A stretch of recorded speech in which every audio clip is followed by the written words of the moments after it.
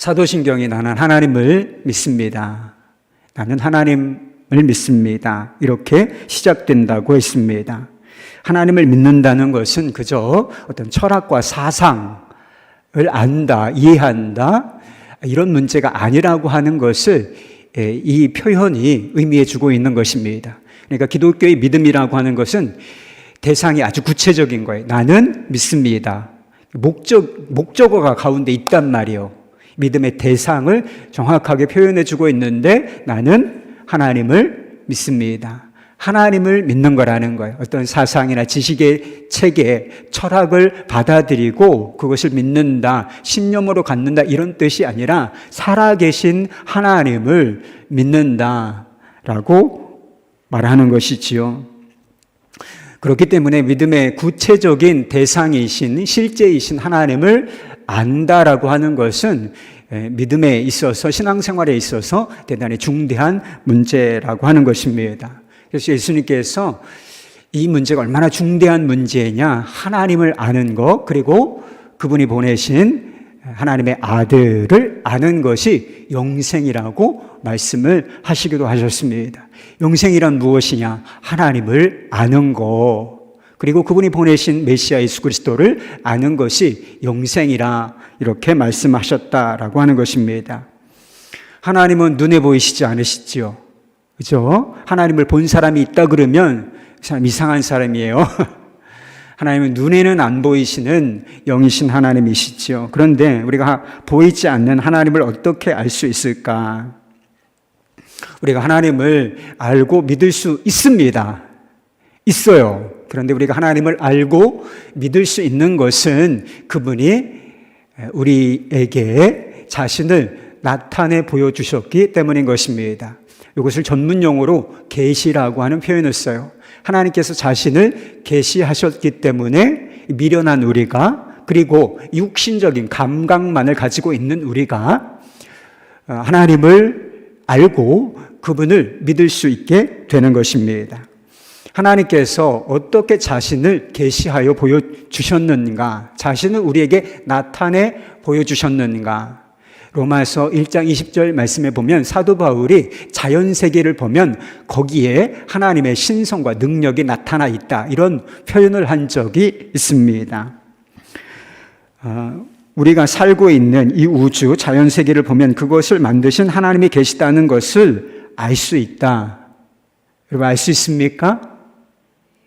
이 광활한 우주가, 이 정교한 우주가 어떻게 생긴 거예요? 그냥 자연 발생적으로? 아니에요. 하나님께서 놀라운 지혜와 능력으로 만드셨기 때문에 이렇게 거대하지만 아주 치밀하고 조직적이고 아름다운 그런 우주 안에서 우리가 살고 있는 것입니다. 문제는 자연 계시를 통해서, 우주를 통해서 알게 되는 하나님, 이곳으로 우리가 하나님과 바른 관계를, 구원의 관계를 맺을 수는 없다라고 하는 사실입니다. 우리 주변에 우리와 같은 똑같은 신앙을 가지고 있지는 않지만 조물주가 있다, 세상을 만든 창조주가 있다라고 믿는 사람들은 되게 많습니다. 진정한 의미에서 무신론자 그렇게 많지 않아요. 지금도 여전히 종교가 필요하다라고 생각하는 사람들이 대다수였습니다. 어디 CBS인가 조사를 한 것을 제가 얼핏 들었는데 지금도 여전히 종교가 필요하다. 종교가 필요하다는 것이 무슨 뜻입니까? 다 어떤 신에 대한 믿음이 필요하다라고 느끼는 사람들이 상당수라고 하는 것이죠. 우리가 과학의 시대에, 과학이 눈부시게 발전하는 시대에 살고 있지만 진정한 의미에서 무신론자는 그렇게 많지는 않습니다. 우리 주변에 나는 신을 믿어, 조물주가 있음을 믿어, 이런 사람들은 얼마든지 찾아볼 수 있다는 것입니다. 그렇다고 그들이 정말 하나님을 알고 믿는다, 하나님과 바른 관계를 맺고 있다, 이렇게 말할 수 있을까? 전혀 그렇지는 않다는 것입니다. 그래서 사도 바울이 아까 로마서 1장 20절을 이야기하면서 이것을, 이 지식의 수준을 뭐라고 평가했느냐 하면 핑계할 수 없을 정도다, 이렇게 얘기했어요. 그래서 하나님은 존재하지 않아. 아니야, 이 세상을 보라. 이렇게 정교하고 광활하고 아름다운 자연세계를 보면서 어떻게 하나님이 안 계시다 이렇게 말할 수 있느냐? 너희들은 도무지 핑계할 수 없는 증거를 가지고 있다. 이런 정도로 하나님을 알 수 있다고 했던 것이지요. 하나님께서는 더 구체적이고 특별한 방법으로 자신을 드러내 보여주셨는데 이것을 전문 용어로는 특별계시라고 말합니다. 자연계시가 있고 특별계시가 있다는 거예요. 일반계시가 있다면 특별계시가 있다 이런 뜻이죠. 특별계시가 무엇이냐? 특별한 방법으로 자신을 나타내 보여주셨는데 그게 바로 성경, 하나님의 말씀인 것입니다. 우리가 하나님을 믿는다고 할 때에 그 믿음은 성경에 계시된 하나님을 믿는다 이런 뜻인 거예요. 성경에 하나님의 성품이 쫙 하고 아주 여러 곳에 하나님이 어떤 분이신지를 드러내 보여주고 계신데 우리가 하나님을 믿습니다라고 하는 것은 거기에 계시되어 있는 하나님을 믿습니다. 이런 뜻을 담고 있다라고 하는 것입니다. 오직 성경만이 하나님이 어떤 분이신가를 우리에게 정확하게 보여주는 것입니다. 그러므로 말미암아 우리가 정확하게 하나님을 알고 믿을 수 있는 통로, 그것이 바로 성경 말씀 특별 계시인 것입니다. 성경을 벗어나서는 하나님을 알 수도 없고 하나님과 바른 관계를 맺을 수도 없다는 뜻이 되는 것이고요.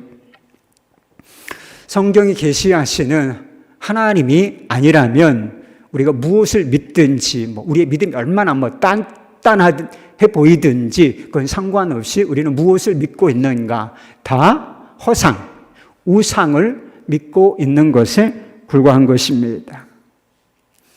미국의 유명한 토크쇼 진행자가 있어요. 오프라 윈프리라고 대단한 여자분이시죠. 그런데 그가 자신이 믿는 하나님에 대해서 이렇게 말한 적이 있다는 것입니다. 나는 자신만을 사랑하라고 하는 하나님은 배타적인 하나님이기 때문에 그런 하나님은 안 믿는다. 내가 믿는 하나님은 모든 신을 다 포용하는 그런 신이다. 내가 믿는 하나님은 그런 하나님이다. 오프라 윈프리는 분명히 자기가 신을 믿는다, 하나님을 믿는다 이렇게 표현하고 있어요. 그런데 그분이 믿는 신과 제가 믿는 신, 우리가 믿는 신이 같은 신이냐? 아니라는 거예요. 그 하나님이라고 부르긴 하고 있지만 God이라고 표현을 하고 있긴 하지만 그가 믿는 하나님은 성경에 계시되어 있는 하나님이 아니시기 때문이라고 하는 것입니다.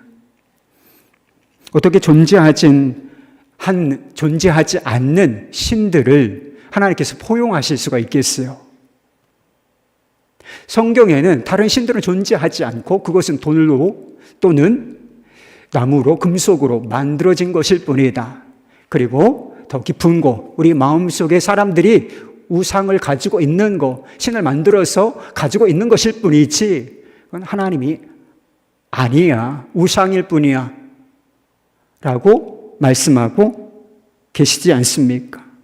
그리고 오직 하나님이 유일하시며 그분께만 사랑과 충성과 영광을 바쳐야 한다고 분명히 성경이 계시하여 주고 있다는 말이에요. 그러니까 나는 그런 하나님은 안 믿어.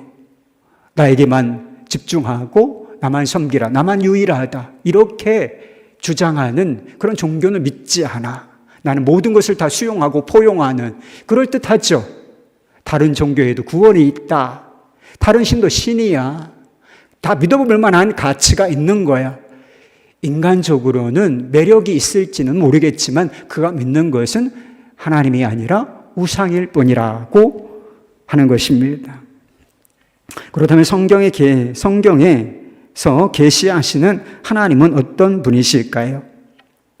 성경이 계시하시는 하나님은 삼위일체의 하나님이신 것입니다. 여러분 들어보셨죠? 벌써 어려워요. 삼위일체의 하나님이시다.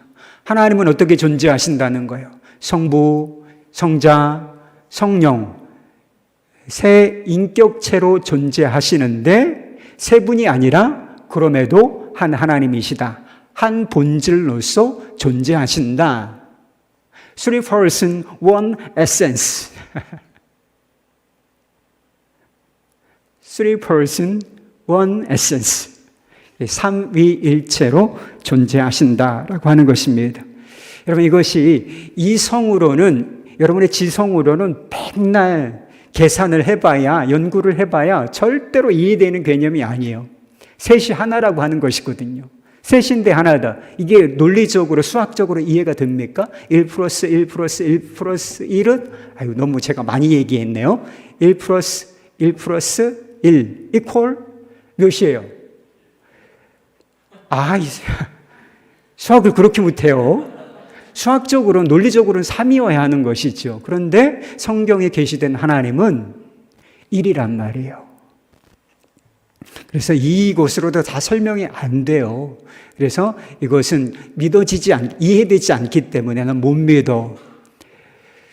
우리가 수준을 생각하면 하나님을 어떻게 다 이해할 수가 있겠습니까? 그분의 성품을 성경에 완벽하게 계시되어 있지만 전부가 다 계시된 것도 아니고, 그 중에는 우리가 이해할 수 없는 것, 우리의 이성으로 이해할 수 없는 것이 얼마나 많은, 이건 무한히 이해가 됩니까? 영원히 우리에게 이해가 돼요?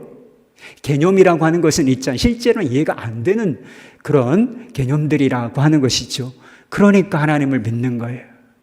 이해되지 않으니까 그것을 수용하고 받아들이는 것, 이것이 믿음이라고 하는 것입니다.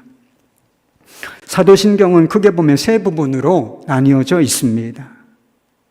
세 파트로 나누어져 있다는 것이죠. 이거 몰랐죠? 나는 전능하신 아버지 하나님, 천지의 창조주를 믿습니다. 이 부분이 성부 하나님에 관한 부분입니다. 아버지 하나님이 어떤 분이신가를 아주 짧지만 강력하게 정리해 놓은 거, 이게 성부 하나님에 관한 영역입니다. 그리고 그 다음에 좀 긴 영역이 있어요. 나는 그의 유일하신 아들 우리 주 예수 그리스도를 믿습니다로 시작해서 죽은 자를 심판하러 오십니다. 여기까지가 우리의 구원자이신 유일한, 그 단어 하나가 빠지면 안 돼요. 유일한 구원자이신 예수 그리스도께서 어떤 분이신지를 드러내 보여주고 있는 것입니다. 그리고 나는 성령을 믿음으로 시작하여서 끝까지가 성령 하나님에 관한 부분이라고 하는 것입니다. 그런데 이 세 파트로 이렇게 나누어져 있는데, 이 세 위격으로 존재하시지만 한 하나님이다. 이것이 성경이 계시해 주고 있는 하나님의 성품이라고 하는 것입니다. 그래서 오늘부터 다음 주까지 성부 하나님이 어떤 분이시냐, 이 문제에 대해서 조근조근 살펴보도록 하겠습니다. 하나님께서 우리의 아버지 되신다는 것에서 이 진리에서 알 수 있는 게 있어요. 우리가 믿는 하나님은 인격적인 하나님이시라고 하는 것입니다. 다른 종교도 신을 믿어요. 그런데 다른 종교의 신에는 인격적인 개념이 빠져 있는 경우가 있어요. 불교가 그렇습니다. 불교의 신은 인격적인 신이 아니에요. 그냥 무한이에요. 모든 것을 다 흡수해 버리는, 그래서 내가 없어져 버리는 거, 무에 통합되어 버리는 것, 이것이 그들에게는 구원이라고 하는 것입니다. 우리 하나님은 우주의 힘, 우주의 기원, 무슨 에너지, 이런 존재가 아니라고 하는 것입니다. 우리 하나님은 뒤에서 살펴보겠지만 능력인 Almighty, 전능하신 분이시지만 에너지로 표현될 수 있는 분이 아니라는 거예요. 단순히 힘과 능력으로 우주의 어떤 기원 또는 기운, 이런 정도로 표현될 수 있는 분이 아니시라고 하는 것입니다. 아버지, 인격적인 분이시고, 그리고 우리와 인격적인 관계를 맺으시는 분이시다라고 하는 것을 표현해 주는 것이 하나님이 우리의 아버지가 되신다라고 하는 표현인 것입니다. 하나님은 그리고 믿음의 본질은 단순히 어떤 개념을 이해하는 것이 아닌 것입니다. 믿음의 본질이라고 하는 것은 무엇이냐? 인격체이신 하나님, 아버지와 관계를 맺는 것, 인격적인 관계, 이것이 믿음의 본질이라고 하는 점을 이 말씀 속에서, 이 정의 속에서 우리가 알게 된다는 것입니다. 그렇다면 하나님께서 어떻게 우리의 아버지가 되시는 것일까요? 하나님이 내 아버지시다. 여러분 분명히 그렇게 믿으십니까? 그런데 어떻게 하나님께서 내 아버지가 되시는가? 오늘 본문 말씀을 보면 하나님은 만유의 아버지. 만유가 무슨 뜻이에요? 존재하는 모든 것을 말하는 거예요. 만유. 존재하는 모든 것을 말하는 것인데 존재하는 모든 것들의 아버지가 되신다라고 말씀하는 것이지요.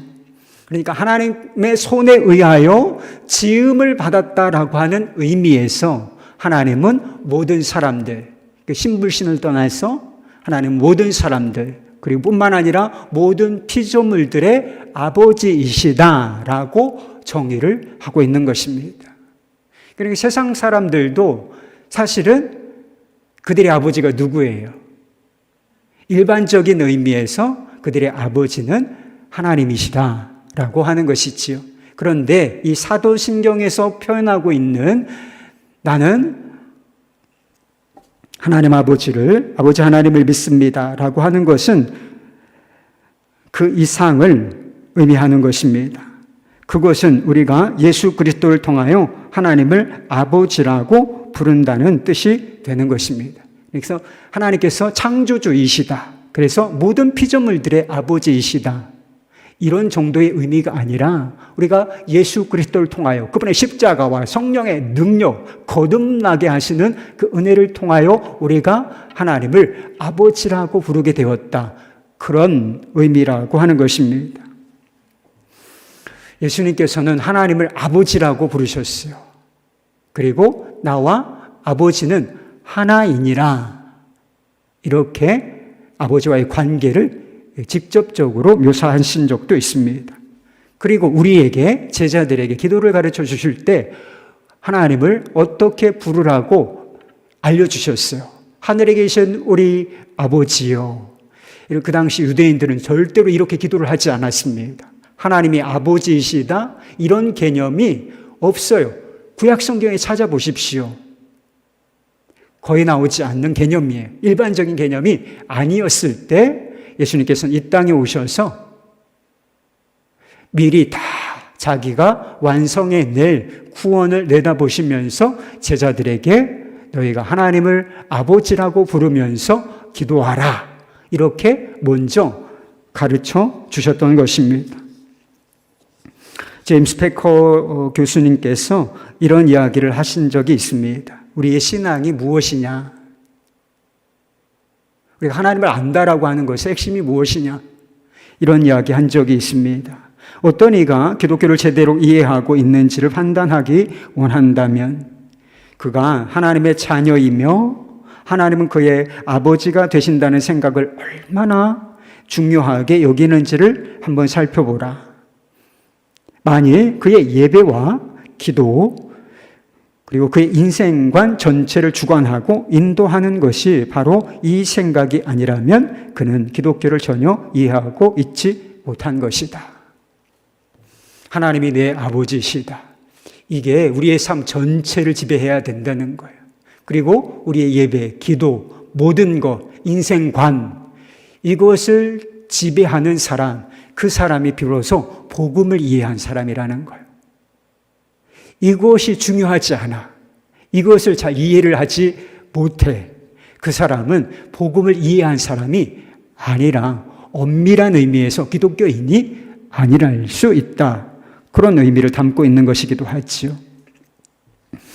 아버지도 있고 어머니도 있는데 왜 하필 하나님은 아버지라고 불러야 하는 것일까? 왜 그렇죠? 하나님이 남성이시기 때문에 그렇습니까? 하나님이 남성이신가요? 아니에요.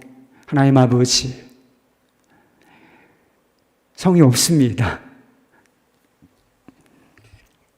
그리고 성경에서도 하나님의 성품을 모성애에 비유한 그런 말씀들이 여러 군데 나와요. 대표적인 것이 이사야서 19장 15절 말씀입니다. 여인이 어찌 그 젖먹는 자식을 잊겠으며 자기 태에서 난 아들을 긍휼히 여기지 않겠느냐. 그들은 혹시 잊을지라도 나는 너를 잊지 아니할 것이라. 여기 뭐에 빗대고 있어요? 우리 하나님의 성품을 모성에 의해 비유하고 있음을 보게 된다는 것입니다. 하나님께서는 부성도 가지고 계시고 모성도 다 온전히 가지고 계신 분이신 것입니다. 그런데 성경이 하나님을 특별히 아버지라고 계시하고 있기 때문에 굳이 이것을 우리가 하나님 어머니 이렇게 부를 필요가 없는 것이고, 그렇게 부르는 것은 잘못된 성경을 거스르는 것이라는 거예요. 하나님께서 모성을 가지고 계시다, 얼마든지 이해하고 받아들일 수 있는 것입니다. 그런데 하나님 어머니 이렇게 불러서는 된다, 안 된다? 안 된다라고 하는 것을 의미하는 것입니다. 태초로부터 하나님은 성부, 성자, 성령으로 존재하시기 때문에 우리가 하나님은 아버지이시다 이렇게 우리에게 계시해 주셨기 때문에 우리가 그것을 자연스럽게 받아들이는 것이 옳다는 것입니다. 하나님이 나의 아버지가 되신다, 아버지라고 하는 것이 이렇게 마음에 좀 불편하고 또 걸림이 되시는 분들이 있는 게 사실이에요. 제가 신앙생활 하다 보니까, 또 목회하다 보니까 이런 분들이 사실 많이 있는 것을 알게 됩니다.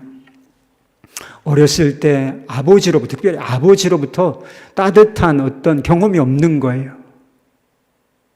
나를 사랑해주고 또 나의 필요를 이렇게 돌아보아주고 따뜻한 말로 위로하거나 친밀하게 다가와서 나한테 얘기해주거나 이런 아버지에 대한 경험이 없어. 반대로 학대를 경험합니다. 그리고 모진 말로 상처를 받았다거나 그리고 방치되었던 이런 경험이 있는 남자나 여자, 이런 경우는 하나님을 아버지로 부르는 것이 대단히 거리끼고 불편해질 수 있는 것이 사실인 것 같습니다.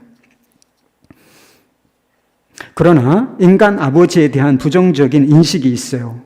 내 깊은 곳에, 내 마음속에, 내 삶 속에 상처난 부성이 있습니다. 그런데 그것을 하나님 아버지께 대입하는 것은 온당치 않은 일이라고 하는 것입니다. 부정적인 아버지에 대한 이미지가 있는데 그 아버지에 대한 이미지를 하나님 아버지께 대입시키는 것은 온당치가 않은 일이라고 하는 거예요. 원래는 거꾸로 되어야 맞는 것입니다. 인간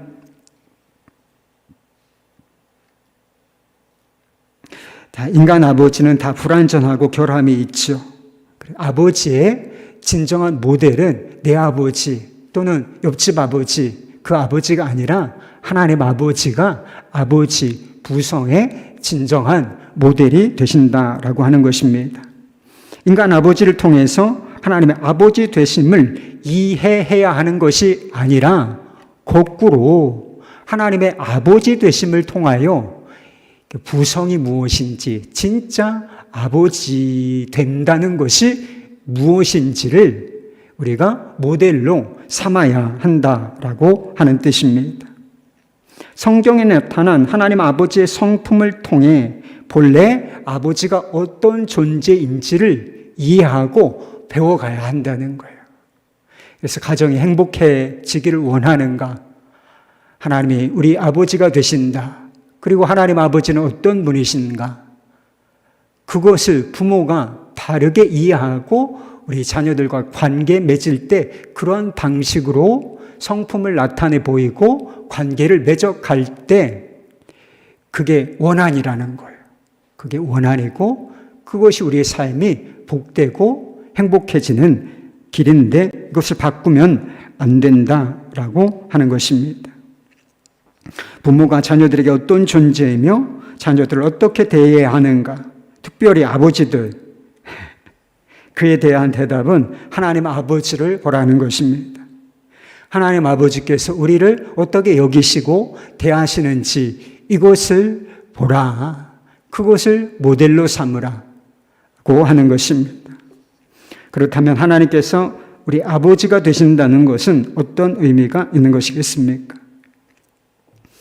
너무나 잘 아는 사실이지만 하나님께서 우리를 사랑하신다라고 하는 사실을 보여주는 것.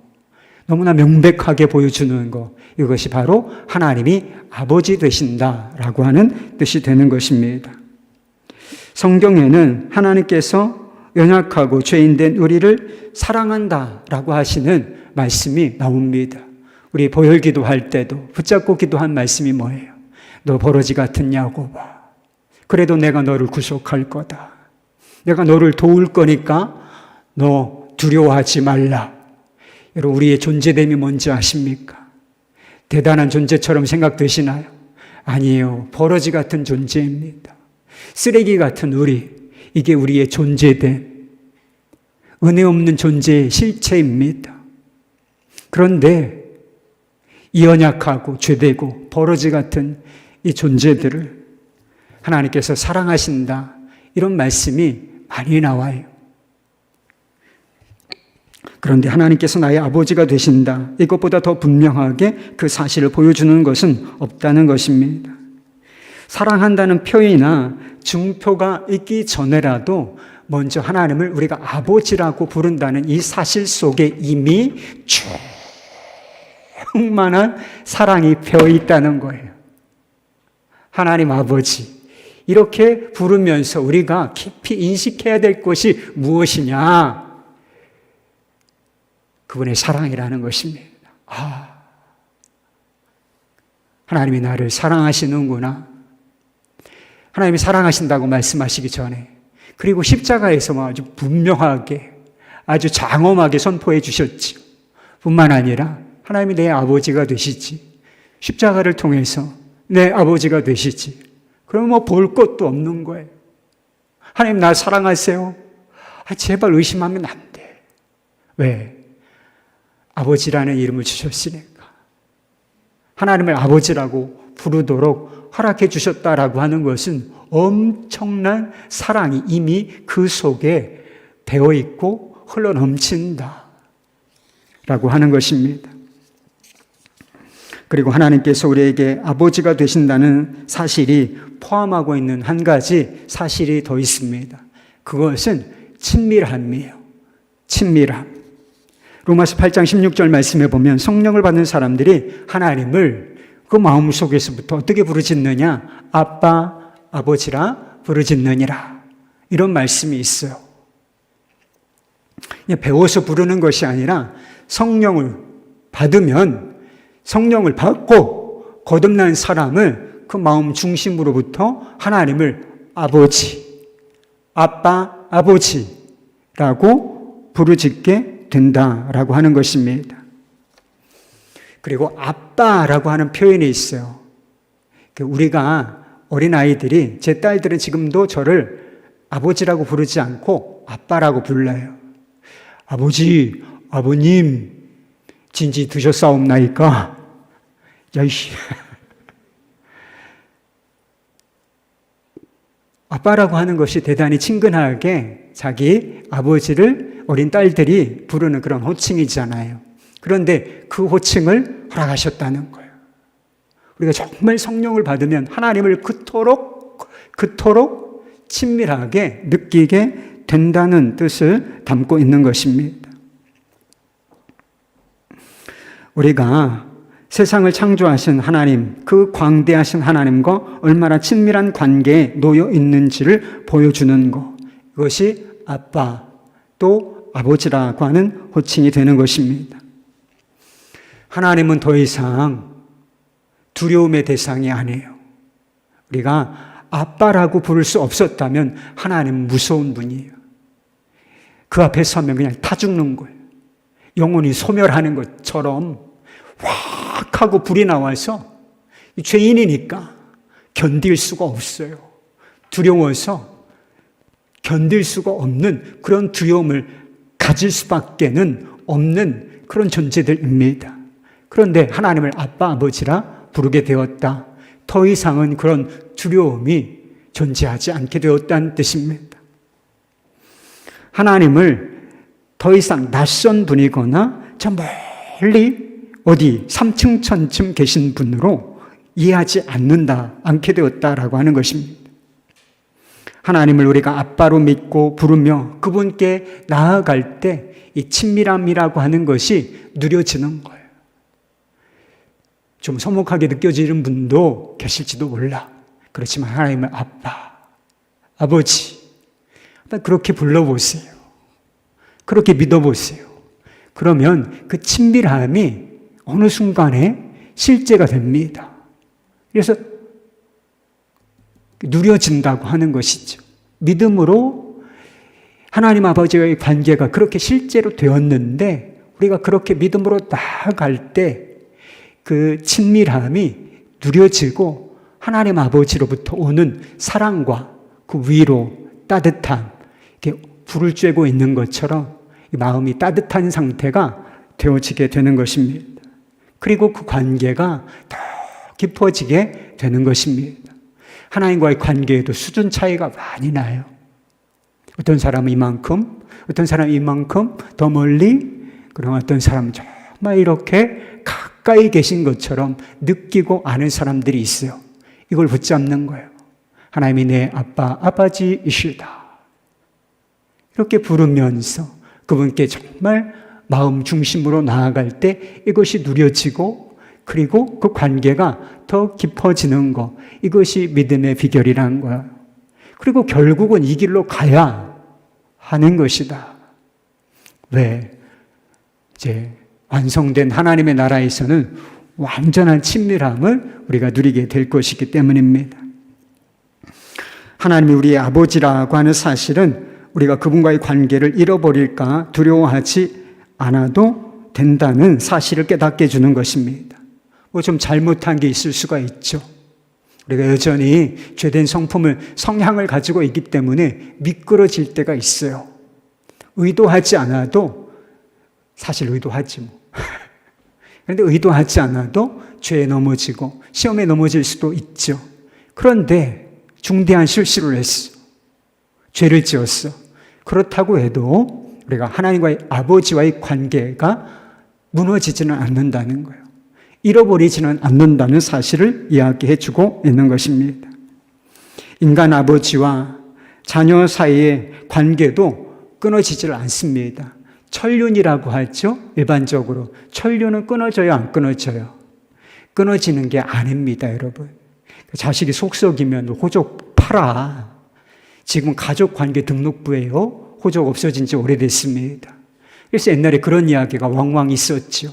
호적 팔한다. 여러분, 가서 동사무소에 가서 호적 파달라고 해보세요. 절대로 안 파줍니다. 호적은 파지는 게 아니기 때문에 그래요. 천륜은 끊어지는 게 아니라고 하는 사실입니다. 피로써 맺어진 인간의 관계도 끊어지지 않는다면 예수 그리스도로 말미암아 맺어진 하나님 아버지와 우리와의 관계가 끊어진다. 어떻게 그걸 받아들일 수가 있어요? 아닙니다. 그 관계는 영원한 거예요. 그래서 사도 바울은 그 무엇도 하나님 아버지의 사랑에서 우리를 끊어낼 수 있는 것이 없다라고 못 박아서 단언하고 있었음을 우리가 보게 됩니다. 하나님이 우리의 아버지라고 하는 사실은 또한 그분이 우리의 보호자임을 뜻하는 것입니다. 하나님께서 우리를 돌봐주신다는 거예요. 우리는 돌봄이 필요한 사람, 우리 성인이지만 우리는 연약한 자들에 불과하기 때문에 여전히 돌봄이 필요한 존재들인 것입니다. 그런데 하나님께서 우리의 보호자가 되시고 우리의 영혼을, 우리의 육체를, 우리의 삶을 돌아보아 주신다. 그것이 하나님이 우리 아버지이시다라고 하는 뜻에 담겨 있는 것입니다. 저는 저희 딸들의 보호자라고 불리는 사람입니다. 제가 아버지이기 때문이지요. 여러분은 하나님께서 보호자가 되신다고 정말 믿으십니까? 하나님께서 여러분들을 보호하시고 돌아보아 주신다. 정말 그렇게 믿으세요?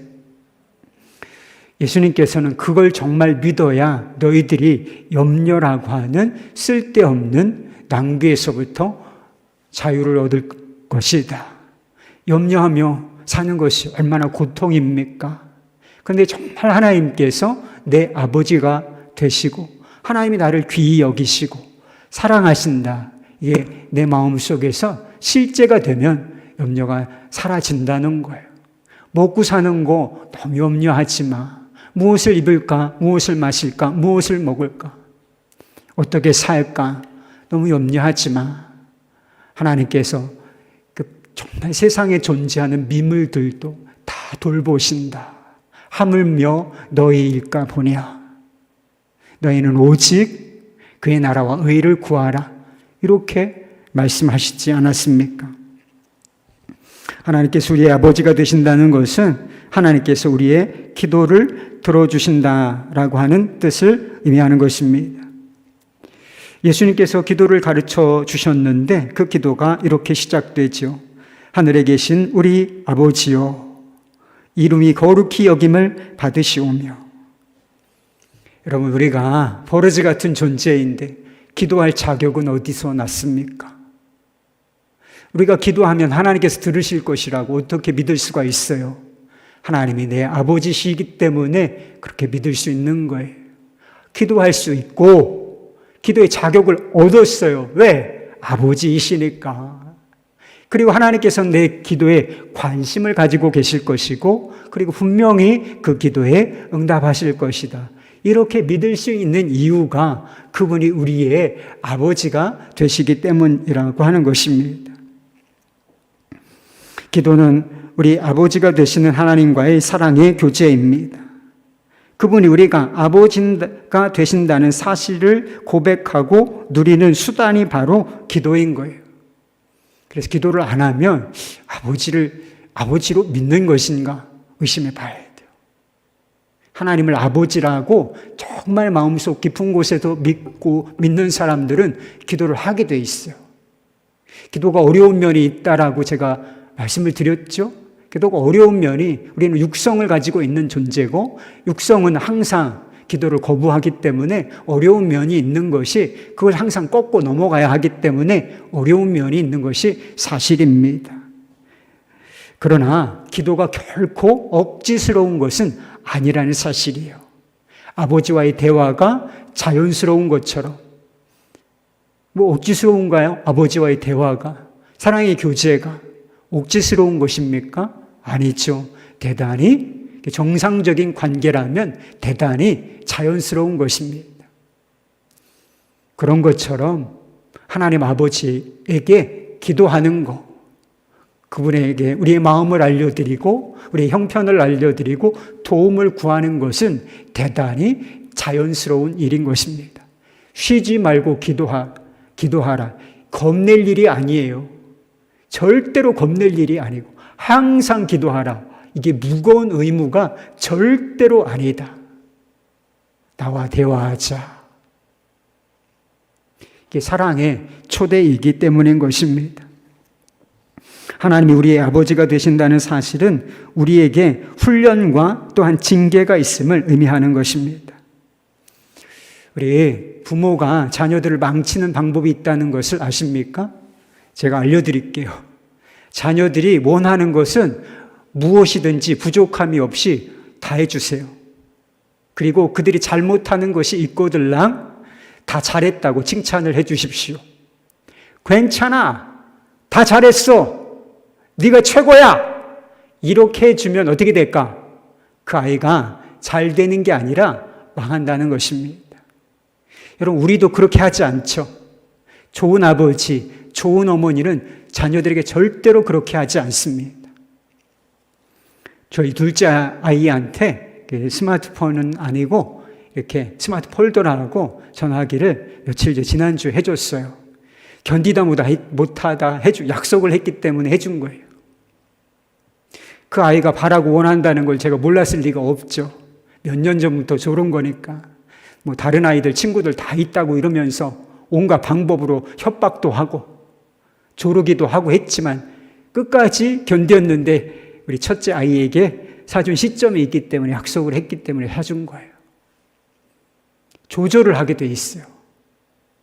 원하는 대로 안 해줍니다. 그리고 잘못하는 것이 있으면 칭찬 안 합니다, 저는. 잘못한 거, 저는 체벌한 적도 있어요. 요새 뭐 학교에서는 체벌이 금지된다고 하는데 꼭 좋은 건 아니에요. 예전에는 정말 이렇게 거의 폭력이죠.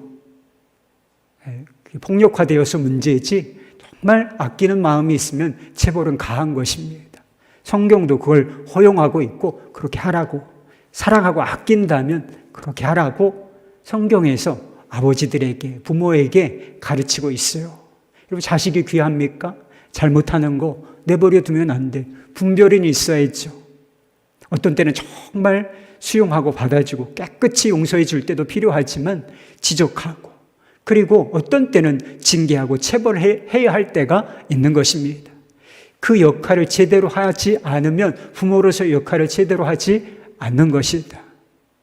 하나님 아버지께서도 우리에게 그렇게 하신다는 것입니다. 여러분, 하나님은 완벽하신 분이시고 하나님은 우주에서 사랑이 가장 많으신 분이시죠. 우리를 너무 사랑하시는 분, 그리고 우리가 바르게 되고 경건하게 되고 온전케 되기를 정말 나보다도 더 원하시는 분, 그분이 바로 하나님 아버지이신 것입니다. 근데 우리 자신은 어때요? 불완전하죠. 결함이 많은 사람이 있고, 그리고 막 기회만 보면 막 탈선하고 한눈 팔고, 다 여러분 아니요. 저의 모습입니다. 그러니까 우리가 못된 길로, 잘못된 길로 이렇게 들어섰을 때 안 된다. 엄히 경고하시고 때로는 그것을 물리적인 방법으로 교정해 주시기도 하신다는 거예요. 하나님이 물리력을 쓰시면 아파요, 여러분. 그걸 징계라고 부르는 거예요. 고난이 옵니다. 그러나 그것은 하나님께서 우리를 바르게 양육하시고 아버지로서 양육하시기 위함이라는 것입니다. 히브리서 12장 7절 말씀입니다. 너희가 참음은 징계를 받기 위함이라. 하나님이 아들과 같이 너희를 대우하시나니 어찌 아버지가 징계하지 않는 아들이 있을 것이냐. 여기서 사용된 단어가 징계, 영어로는 disciplin입니다. 이게 훈련이라고, 제자 훈련할 때 discipleship이라고 불러요. 이게 징계가 훈련이라는 거예요. 징계는 아픈 것이지만 그것을 통하여 하나님께서 우리를 자녀답게 단련시키시고 훈련시키신다라고 하는 것입니다. 그렇기 때문에 이 징계가, 단련이, 훈련이 없으면 우리가 버린 자식이라는 거예요. 하나님의 자녀가 아니라고 말씀하고 있는 것입니다. 사도 바울은 이것을 특권이라고 같이 이야기했어요.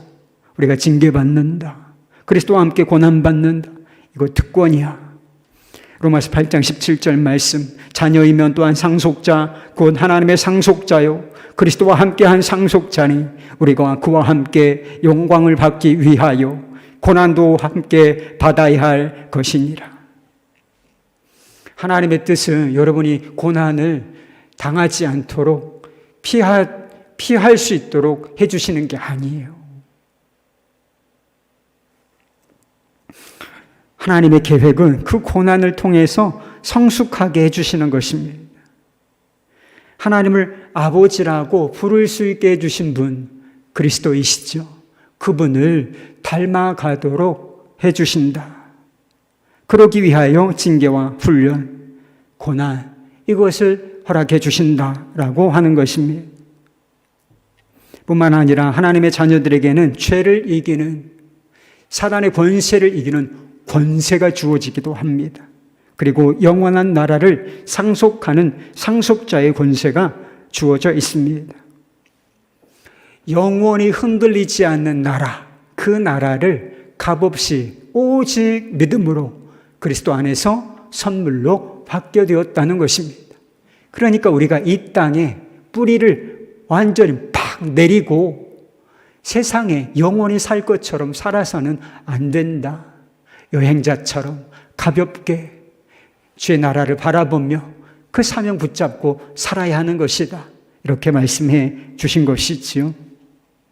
그 다음 살펴볼 문제가 하나님이 전능하시다라고 하는 것입니다. 사도신경이 보여주는 것이 있어요. 하나님은 우리의 아버지가 되시며 전능하신 창조주라고 하는 사실입니다. 나는 전능하신 아버지 하나님, 천지의 창조주를 믿습니다.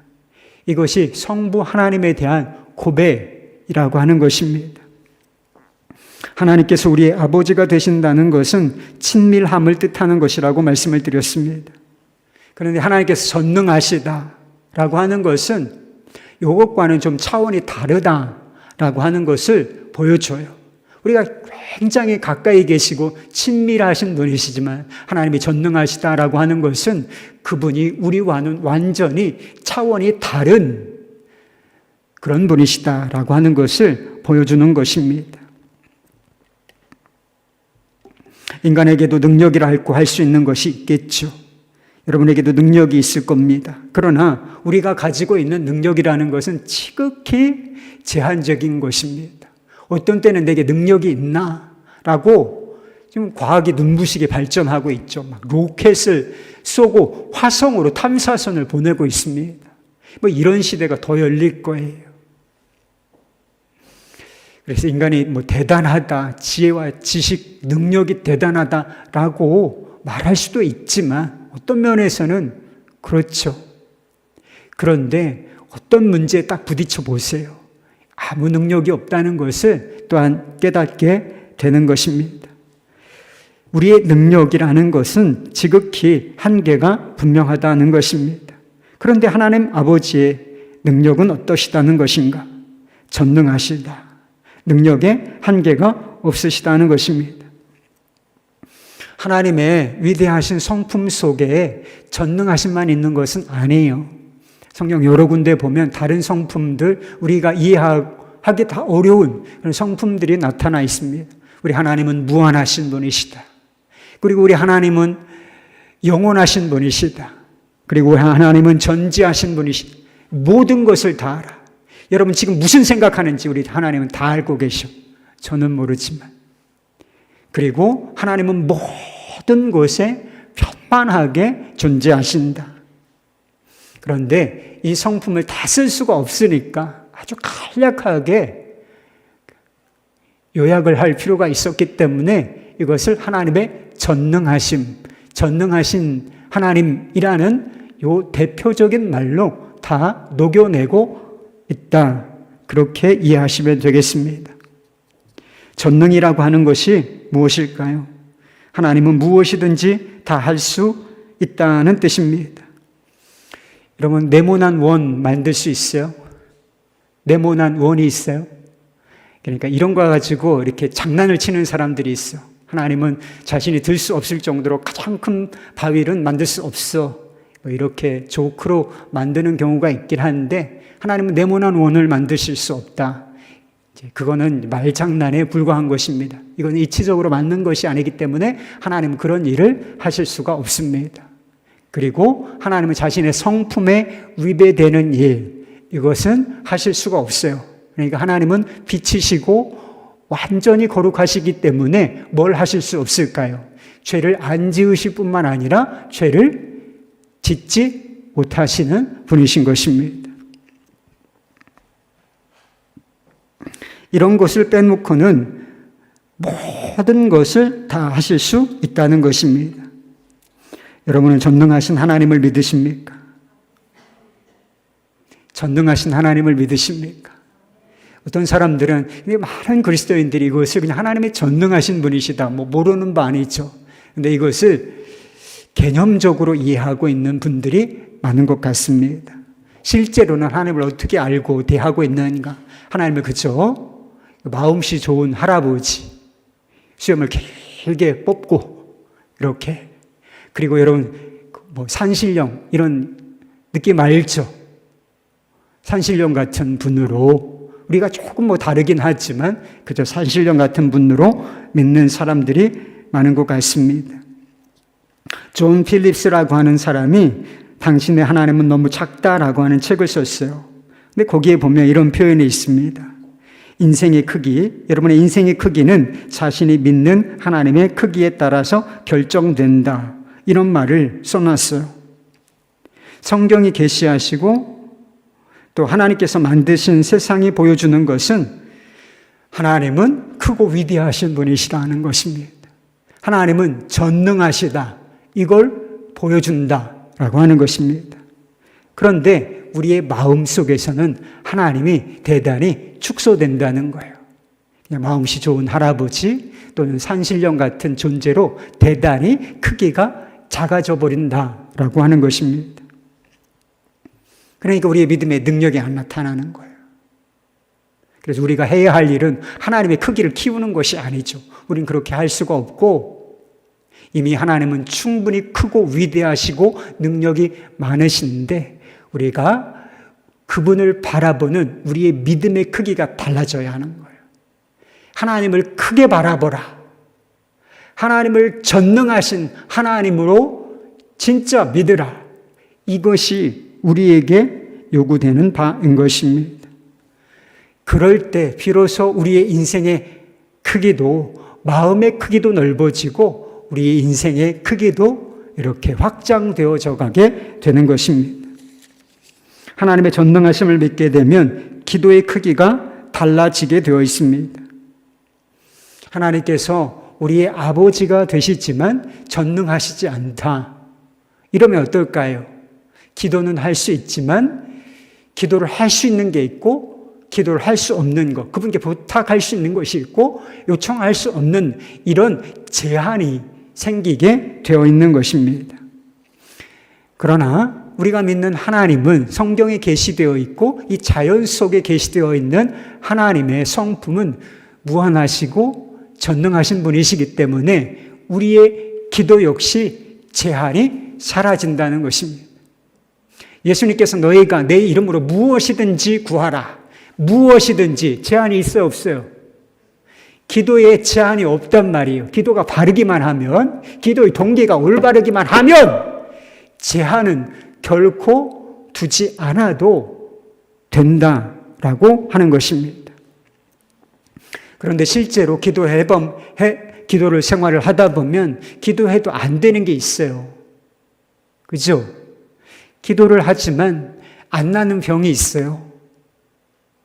기도를 하지만 해결되지 않는 문제 많습니다, 여러분.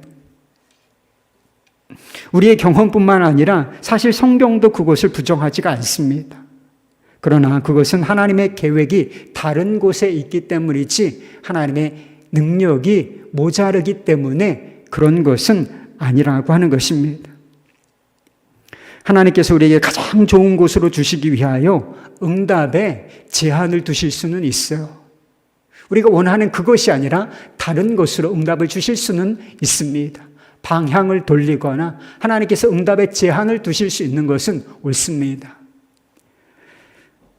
그것은 하나님께서 하실 일이기 때문에 스스로 기도에 제한을 둘 필요는 없다는 거예요.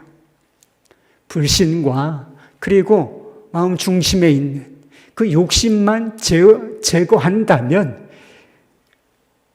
기도의 내용들, 그 사이즈를 늘려가야 하는 것입니다. 더 멀리 내다보고 더 크게 구할 필요가 있다는 거예요. 여러분 째짜하게 기도하지 말고 좀 크게 기도하세요. 크게. 요거 먹고 사는 거 해결해 달라고. 여러분 그 정도 기도해도 되겠습니까? 그게 절박한 기도 제목이라면 하셔도 돼요, 여러분. 먹고 사는 게 궁핍해. 일용할 양식 구하라고 하셨으니까 얼마든지 여러분 기도하셔도 됩니다. 그렇지만 그 이상을 좀 구해보세요. 그 이상을, 사이즈를, 기도 내용의 사이즈를 막 키워. 여러분 기도 사이즈를 키우란 말이에요. 제한이 없이 하나님께서 기도를 들으실 수가 있다니까. 하나님의 나라를 바라보세요.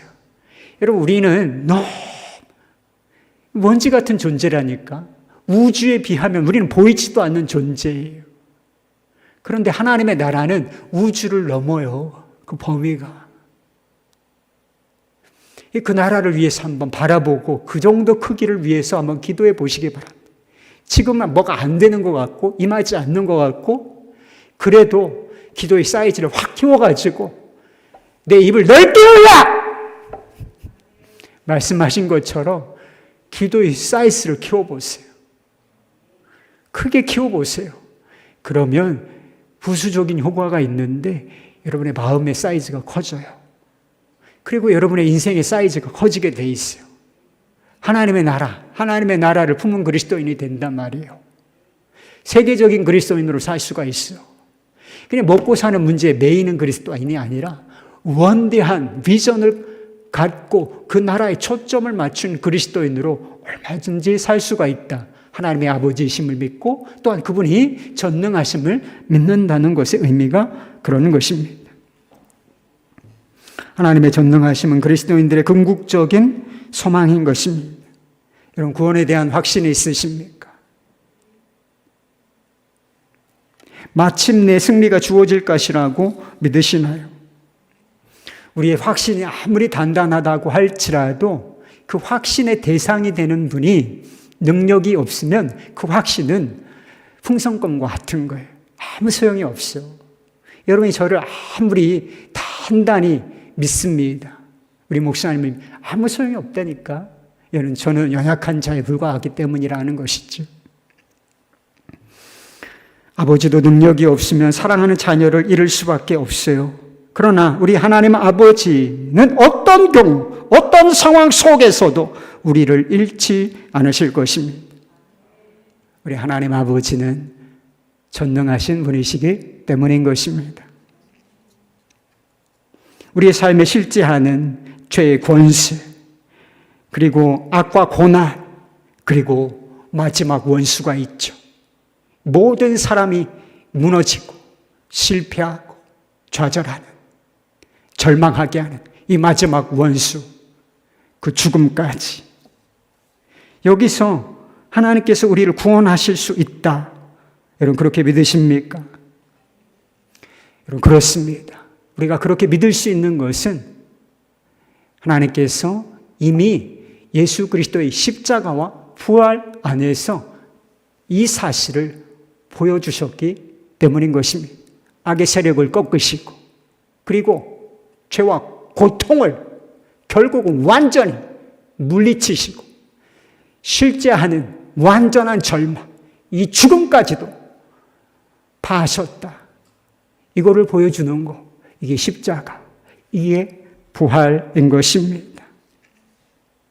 하나님의 끊을 수 없는 절절한 사랑, 이걸 보여주는 것이 십자가인 동시에 완전한 승리를 가늠해 볼 수 있도록 해주신 것, 이게 또한 십자가, 부활이라고 하는 것입니다. 이 세상을 지배하는 것은 운명도 또 운세도 우연도 아닌 것입니다. 인간의 어리석음이나 사탄의 악함도 아닌 것입니다. 세상을 다스리시고 구원하실 분은 우리 하나님, 전능하신 하나님, 우리 아버지이신 것입니다. 그 무엇도, 그 어떤 세력도 우리 하나님 아버지의 뜻과 계획을 좌절시킬 수는 없을 것입니다. 그분 안에 있는 우리, 나, 그 어떤 세력, 그 어떤 권세, 그 무엇도 우리를 그 아버지의 손에서 빼앗을 자가 없을 것입니다. 데살로니가 전서 5장 23절 24절 말씀, 평강의 하나님이 친히 너희를 온전히 거룩하게 하시고 또 너희의 온 영과 온 몸이 우리 주 그리스도 예수께서 강림하실 때에 흠없이 보존되기를 원하노라.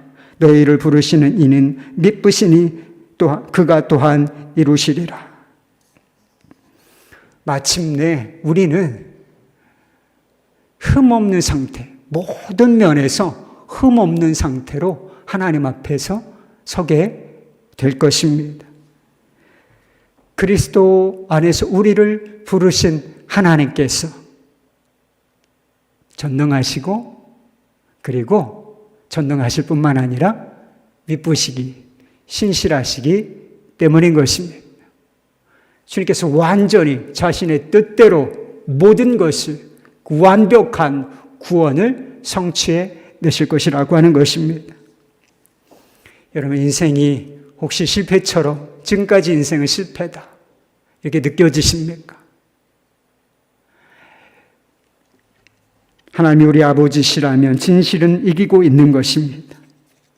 인생이 좀 어둡게 느껴지십니까? 아니에요. 우리는 빛으로, 완전한 빛으로 나아가고 있는 중인 것입니다. 우리 제임스 패커 교수님이 전능하신 하나님에 대해서 그 믿음을 이렇게 시처럼 고백하셨습니다. 나는 지극히 높은 보호자를 두었네.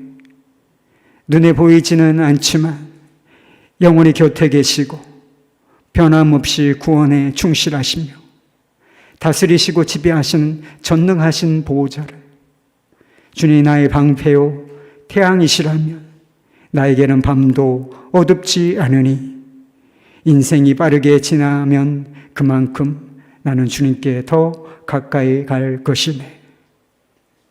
사랑하는 여러분, 하나님의 아버지이심을 믿으시기 바랍니다. 그분의 충만하신 사랑을 기쁘게 받아들이실 수 있기를 바랍니다. 그리고 전능하신 아버지, 그분을 신뢰하실 수 있기를 바랍니다. 그리고 일평생 그분만을 예배하겠다고 결단하실 수 있기를 바랍니다. 그것이 최고의 인생을 사는 길, 완벽한 승리의 인생을 살아내는 길인 것을 믿습니다. 우리 사도신경을 고백하고 함께 기도하십시다.